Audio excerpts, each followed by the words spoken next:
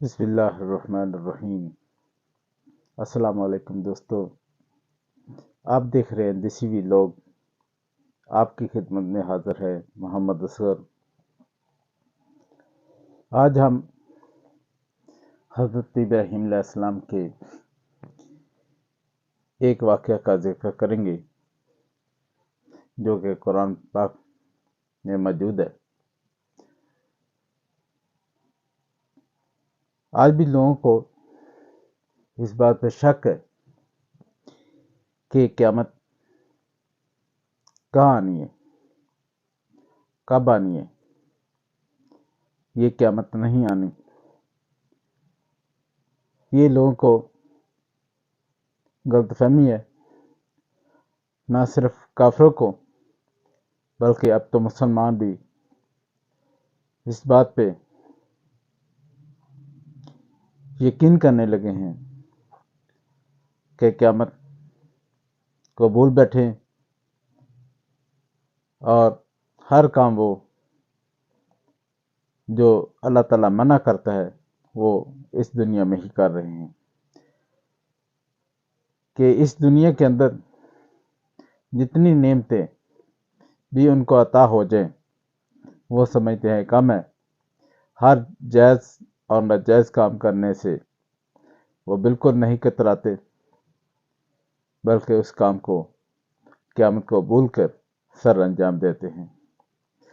کسی کا مال کھانا ہو، کسی کو مال بیچنا ہو یا کسی کے مال پہ قبضہ کرنا ہو تو لوگ اپنے ذہن سے قیامت کو بالکل نکال چکے ہیں کہ اللہ ہمیں دوبارہ زندہ کرے گا اور اس زندگی کے اندر ہمیں پوچھ گچھ ہوگی کہ تم نے اس دنیاوی زندگی کے اندر کیا کیا۔ جب انسان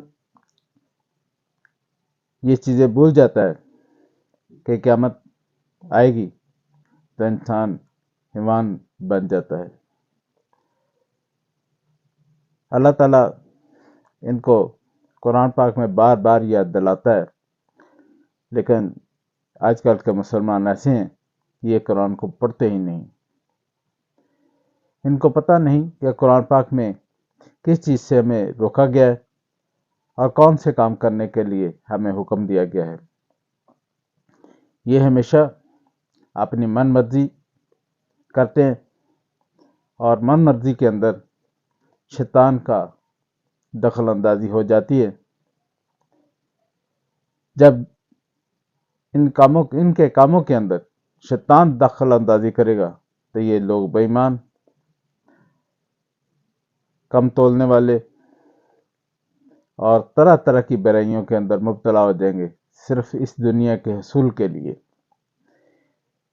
جب جس شخص کے ذہن میں یہ بات داخل ہوتی ہے، یہ بات اس کو معلوم ہوتی ہے کہ قیامت آنی ہے اور مجھے زندہ کیا جائے گا اور مجھ سے پوچھا جائے گا کہ اس دنیا کے اندر کیا کیا، تو وہ اس سے شرمندہ ہوتا ہے۔ وہ اس لیے ان کاموں کو یہاں پہ سر انجام نہیں دیتا جو کام ان کے لیے شرمندگی کا باعث بنے قیامت والے دن۔ ہم قرآن پاک سے ایک واقعہ پڑھتے ہیں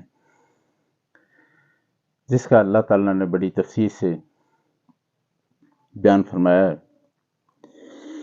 ایک سمندر کے کنارے پہ ایک آدمی کی لاش پڑی ہوئی تھی۔ وہاں سمندر کا کبھی پانی آتا تھا، کبھی واپس مڑ جاتا تھا۔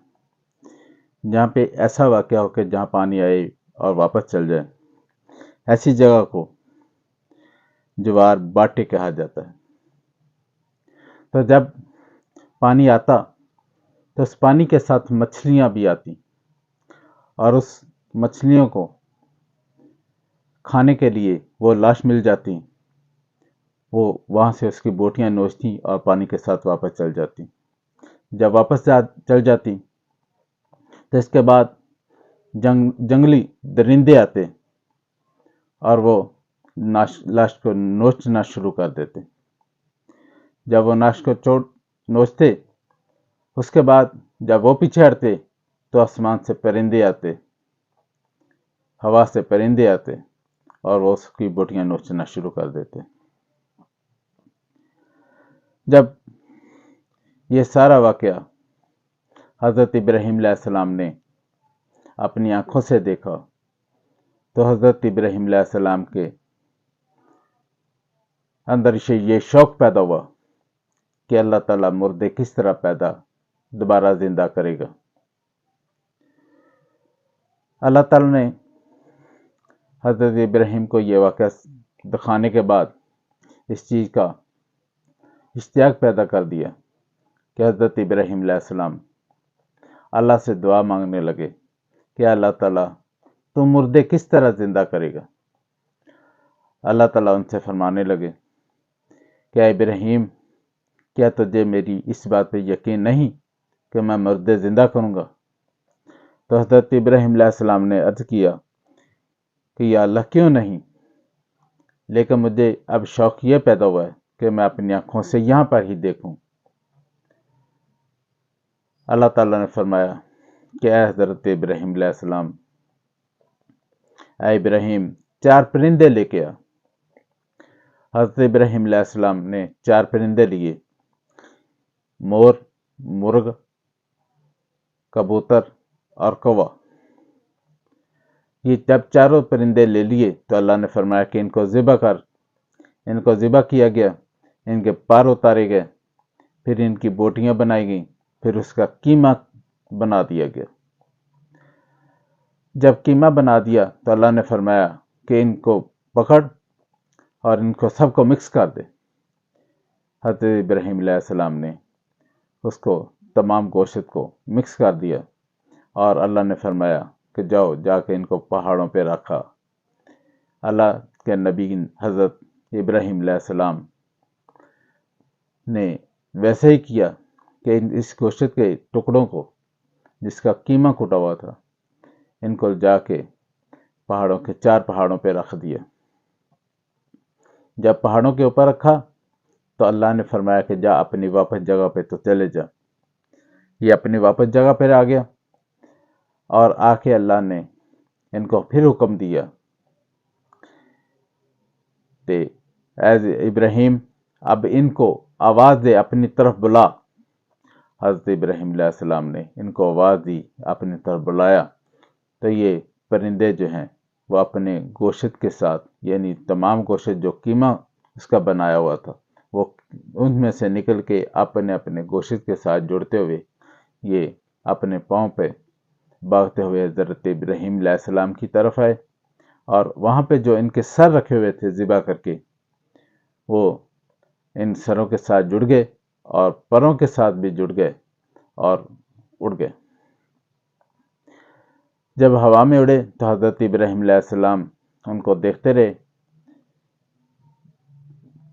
اور اس چیز کو حضرت ابراہیم علیہ السلام نے اپنی آنکھوں سے دیکھ لیا۔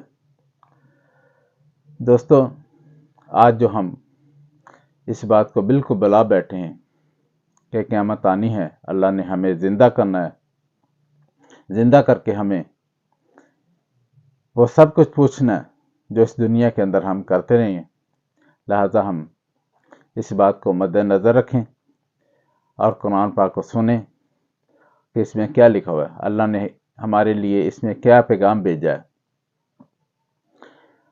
تو جو بندہ اس کو سنے گا قرآن پاک کو، تو اس کے بعد اس سے رزلٹ پہ پہنچے گا کہ کوئی بھی کام کرتے وقت اپنے ذہن میں قیامت رکھے گا کہ یہ میں نے اگر کام الٹا کیا، میں نے رشوت لی، کم تولا، یا کوئی اور غیر قانونی کام کیا جو اللہ کے قانون میں نہیں ہے، تو میں قیامت والے دن پکڑا جاؤں گا، اور جب پکڑا جاؤں گا تو وہاں پہ کتنی شرمندگی ہوگی۔ وہاں پہ شرمندگی خالی نہیں ہوگی بلکہ اللہ تعالیٰ اس کی سزا بھی دے گا۔ لہذا اپنے اس وقت کو یاد کرو جب تم قیامت پہ یقین رکھتے ہو، تو وہاں پہ جاؤ گے تو اللہ تعالیٰ تمہارے ساتھ کس طرح پیش آئے گا۔ کیا ہم اس دنیا میں رہنے کے لیے پیدا ہوئے ہیں؟ یہ نہیں، بلکہ یہ دنیا اللہ نے ختم کر دینی ہے، یہ زمین بھی ختم کر دی ہے، یہاں سے انسان بھی سارے مر جائیں گے اور سارا دنیا کا نظام درم برم ہو جائے گا۔ لیکن کچھ لوگ اس حد تک پہنچ جاتے ہیں کہ اس دنیا کے اندر اپنے آپ کو مضبوط کرنے کے لیے محل کھڑے کرتے ہیں، اس میں طرح طرح کی سہولتیں ڈھونڈتے ہیں۔ وہ یہ خیال نہیں کرتے کہ یہ جائز ہے یا ناجائز ہے، اس چیز کا ذہن کے اندر رکھتے نہیں، وہ چیز حاصل کرنے کی کوشش کرتے ہیں، صرف دنیا کی چیزیں حاصل کرنے کے لیے رکھتے ہیں۔ اللہ تعالیٰ فرماتا ہے کہ اے بندے، تو دنیا سے یوں واپس آ کہ میں تجھ سے راضی، تو مجھ سے راضی، اور پھر میرے نیک بندوں میں شامل ہو جا اور میری جنت میں آ، یہاں آ کر مزے کرو۔ وہاں دنیا کا مزہ نہیں، یہ دنیا ہمیشہ رہنے کے لیے نہیں بنائی گئی، بلکہ آخرت ہمیشہ رہنے کے لیے بنائی گئی ہے۔ فرمایا اللہ تعالیٰ نے جو جنت کے اندر رہیں گے وہ ہمیشہ جنت میں رہیں گے، عیش و عشرت کے ساتھ رہیں گے۔ وہاں اللہ نے بہت بڑے محل بنائے ہیں انسان کے لیے، یاقوت مرجان ہیرے لگا کر، اور بڑے خوبصورت محل آپ کے لیے تیار کریں۔ آپ لوگ کیا کر رہے ہیں؟ ان محلوں کو چھوڑ کر دنیا کے محلوں کے چکر میں پڑ گئے ہیں۔ یہ نہیں پڑنا چاہیے۔ جو اللہ دے اس پہ راضی رہو، جو اللہ نہ دے اس کا شکوہ نہ کرو، اس کو حاصل نہ کرو، کیونکہ اس کو حاصل کرو گے تو شیطان تمہاری مدد کرے گا، کیونکہ شیطان ہمارا کھلا دشمن ہے۔ وہ نہیں چاہتا کہ بندہ جنت میں جائے، وہ یہ چاہتا ہے کہ یہاں دنیا کے اندر یہ مصروف ہو جائے اور دنیا کی ہر چیز حاصل کرنے کے لیے یہ تگ و دو کرتا رہے، اس کی زندگی یہاں پر ہی صرف ہو جائے، آخرت کے لیے کچھ نہ سوچے۔ تو کیا ہم بھی یہی سوچتے ہیں کہ یہاں پر ہی رہنا ہے، یہاں کی تگ و دو میں ہی رہنا ہے، آخرت میں کچھ حاصل نہیں کرنا؟ آؤ اس کا سامان پیدا کریں، وہاں پہ عزت پائیں، وہاں کے محلوں کی طرف جائیں، وہاں کی اللہ فرماتا ہے نا کہ میری کون کون سی نعمت کو جٹلاؤ گے، تو وہاں پہ بہت ساری اللہ نے نعمتیں رکھی ہیں۔ آؤ اللہ کی نعمت کو وہاں سے حاصل کریں، اس دنیا کے اندر اس پر عمل کریں جو اللہ کی باتیں ہیں، اور اس سے منع ہو جائیں جس سے اللہ منع فرماتا ہے۔ اللہ تعالی ہم سب کو توفیق عطا فرمائے۔